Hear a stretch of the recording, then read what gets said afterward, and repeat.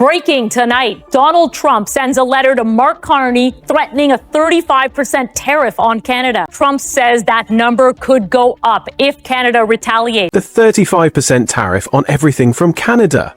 On Thursday, President Donald Trump dropped a bombshell on one of America's closest allies and trading partners, threatening a massive new tax on Canadian goods, set to take effect on August 1st.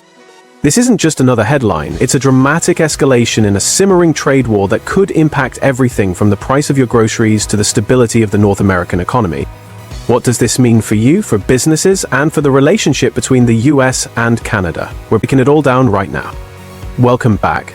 Let's get straight to the details. In a letter to Canadian Prime Minister Mark Carney, President Trump announced his intention to levy a 35% tariff on goods imported from Canada. This move represents a significant escalation from the 25% tariffs that were previously in place on some Canadian goods. Now, a key question is, does this apply to all Canadian goods? The short answer is, it's not entirely clear yet.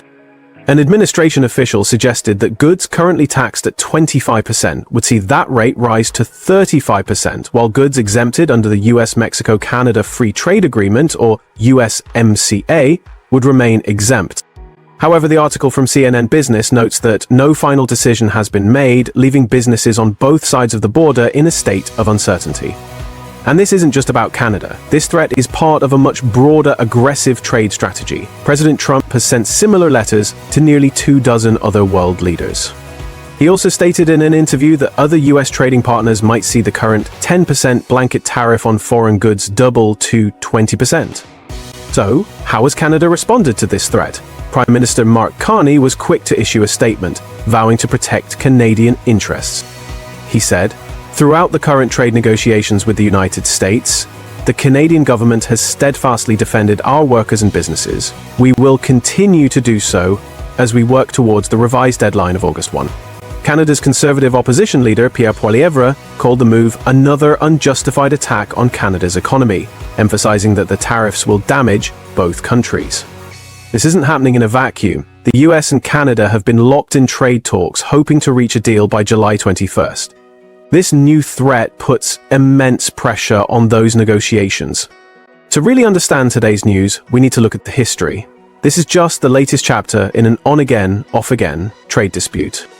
It goes back to November 2024, when Trump first pledged 25% tariffs on Canadian and Mexican goods. Those tariffs were briefly paused, then implemented in March, but with a significant exemption for goods complying with the USMCA trade deal.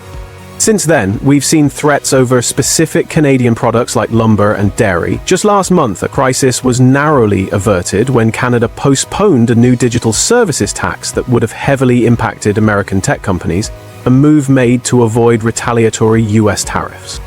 Let's talk numbers because they are staggering. The US and Canada share one of the largest trading relationships in the world. Last year, Canada was the top buyer of US exported goods, purchasing a massive $349 billion, 0 cents worth of products. On the flip side, the US imported $413 billion, 0 cents worth of goods from Canada, making it our third largest source of foreign goods. Key US imports from Canada include lumber, steel, aluminium, and cars and auto parts. Taxing these goods could have a ripple effect. If Canada retaliates with its own tariffs on American products, which they have done in the past, it could hurt American industries and lead to higher prices for consumers in both countries. President Trump has already warned that any retaliation from Canada will be met by even higher rates. A crucial part of President Trump's justification for these tariffs is the flow of fentanyl across the northern border. In his letter, he stated, "If Canada works with me to stop the flow of fentanyl, we will, perhaps, consider an adjustment to this letter." However, US federal statistics paint a different picture. Of the nearly 22,000 pounds of fentanyl seized by US border authorities in the 2024 fiscal year, only 43 pounds, that's just 0.2%, was seized at the Canadian border.